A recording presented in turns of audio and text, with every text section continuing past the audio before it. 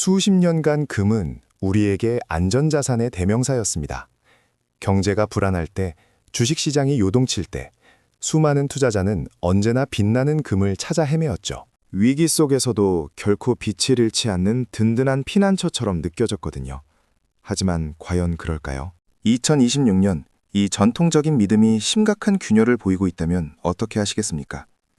우리가 당연하게 여겼던 금에 대한 환상이 어쩌면 여러분의 소중한 투자금을 한순간에 녹여버릴 수도 있다는 사실을 알고 계신가요? 지금 이 순간에도 많은 전문가들이 금 투자를 강력히 권유하고 있습니다.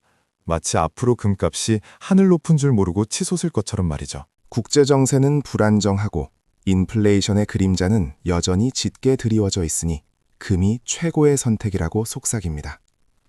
그러나 이러한 장밋빛 전망 뒤편에는 아무도 이야기하지 않는 불편한 진실이 숨어 있습니다. 마치 화려한 보석상 진열장 뒤에 가려진 녹슨 가격표처럼 말입니다. 당신이 만약 금 투자를 진지하게 고려하고 있다면, 혹은 이미 금을 보유하고 있다면 오늘 이 이야기는 반드시 들어야 할 경고음이 될 겁니다. 단순히 뉴스 헤드라인만 보고 혹은 주변의 막연한 추천에 이끌려 섣부른 결정을 내린다면 2026년의 금 시장은 여러분에게 예상치 못한 큰 시련을 안겨줄 수 있거든요. 과연 어떤 함정들이 우리를 기다리고 있을까요? 그리고 왜 전통적인 안전자산이라는 금에 대한 시각을 이제는 완전히 새롭게 재정의해야 하는 걸까요? 지금부터 그 숨겨진 이야기들을 하나씩 파헤쳐 보겠습니다. 그 숨겨진 이야기의 첫 시작은 바로 여러분이 금을 구매하는 순간부터 발생합니다. 이른바 매수 매도 스프레드라는 것이 있는데요. 마트에서 물건을 살 때의 가격과 다시 팔 때의 가격이 다른 것과 비슷하다고 생각하시면 돼요. 단순히 말해 금을 살 때의 가격과 다시 팔 때의 가격 차이가 생각보다 크다는 뜻입니다. 예를 들어 한국금거래소에서 골드바 1kg을 구매한다고 가정해 볼까요? 부가세 10%가 붙고 제조 비용까지 더해져 매수가는 이미 시장의 순수한 금값보다 훨씬 높게 형성됩니다. 2026년 현재 기준으로 대략 16만 원 이상의 가격 차이가 발생한다고 알려져 있는데요.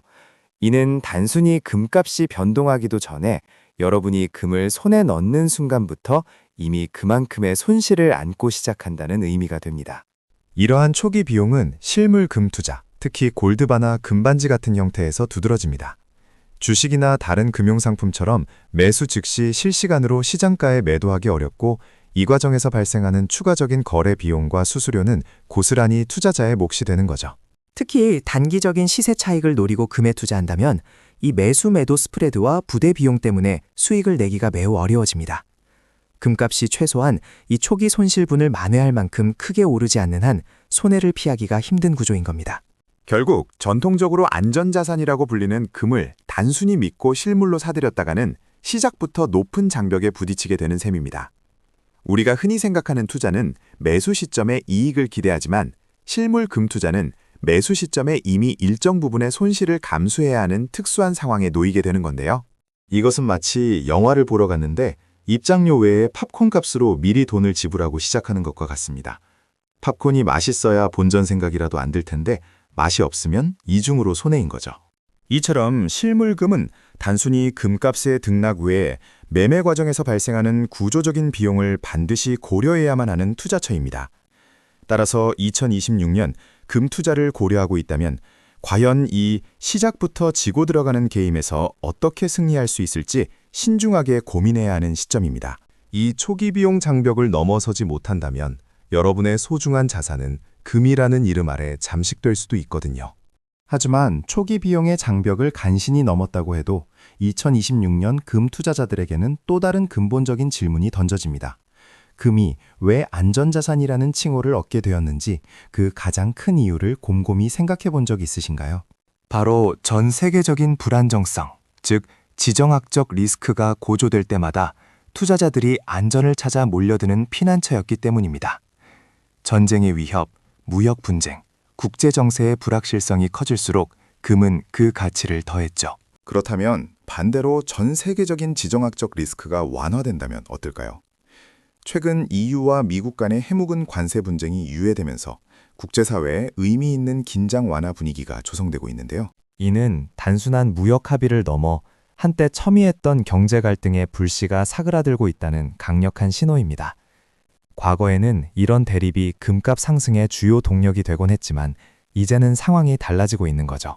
관세 유해는 양국 경제에 안정감을 더하고 글로벌 교역 환경에 긍정적인 신호를 보냅니다. 기업들은 예측 가능성이 높아지면서 투자와 생산을 늘릴 여지가 생기고요. 이러한 안정적인 분위기에서는 굳이 높은 비용을 감수하면서까지 금이라는 안전벨트에 매달릴 필요성을 느끼지 못하게 됩니다. 즉, 혹시 모를 재앙에 대비해 금을 매수했던 자금들이 이제는 위험은 다소 높지만 성장 가능성이 큰 주식이나 안정적인 수익을 기대할 수 있는 채권 시장으로 눈을 돌리기 시작할 수 있다는 말입니다. 이는 금 입장에서는 투자 수요가 줄어드는 치명적인 결과를 낳을 수 있습니다.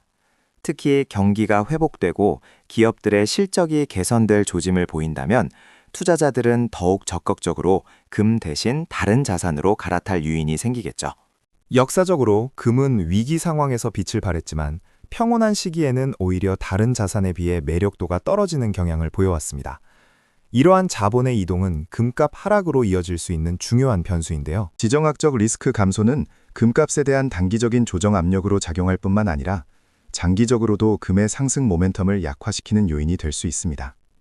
한때 금값이 오른다는 막연한 기대감으로 금을 매수했던 투자자들은 이러한 국제정세의 변화가 금값에 미치는 영향을 간과해서는 안 됩니다. 국제사회의 안정이 지속될수록 금은 더 이상 피난처가 아닌 평범한 상품으로 인식될 위험이 커거든요.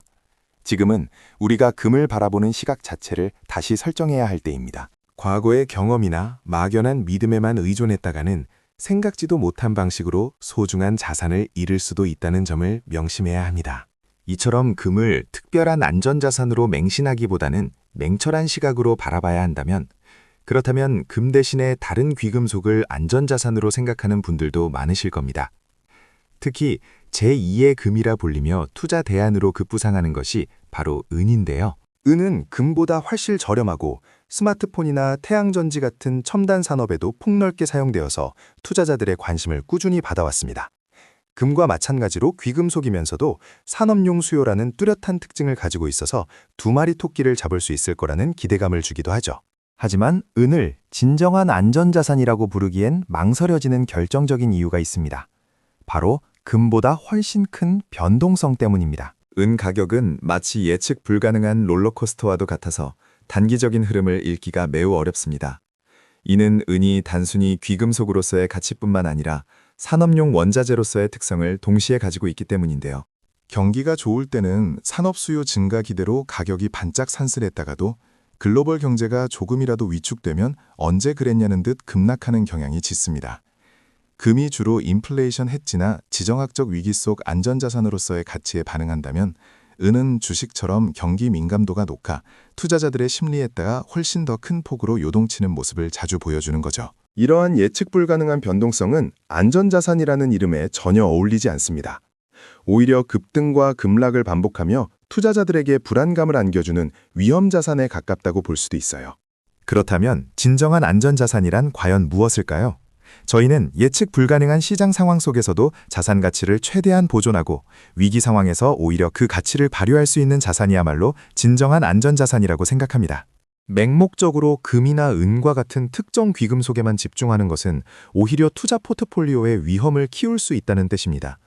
특정 자산에 대한 막연한 환상보다는 각 자산이 가진 고유한 특성과 현재 시장 상황을 냉철하게 분석하고 자신의 투자 목표와 위험 감수 수준에 맞는 다각적인 포트폴리오를 구성하는 것이 무엇보다 중요해요. 결국 특정 자산만이 답이라고 맹신하기보다는 물가 상승률, 통화 정책, 산업 동향, 환율 등 복합적인 경제 지표를 꾸준히 이해하고 주식, 채권, 부동산, 그리고 다양한 원자재 등 여러 자산군을 균형 있게 바라보는 넓은 시야를 갖춰야 합니다. 그래야만 2026년 이후의 불확실한 시장 환경 속에서도 여러분의 소중한 자산을 현명하게 지켜나갈 수 있음을 다시 한번 강조드립니다. 결국 투자의 세계에서 절대적인 정답은 없다는 점을 다시금 깨닫게 됩니다. 특히 금과 같이 오랜 시간 안전자산으로 굳건히 여겨져 왔던 자산이라 할지라도 맹목적인 믿음은 오히려 독이 될 수 있습니다. 오늘 살펴본 것처럼 실물 금 거래 시 발생하는 높은 매매 스프레드는 시작부터 손실을 안고 가는 구조를 만들고요.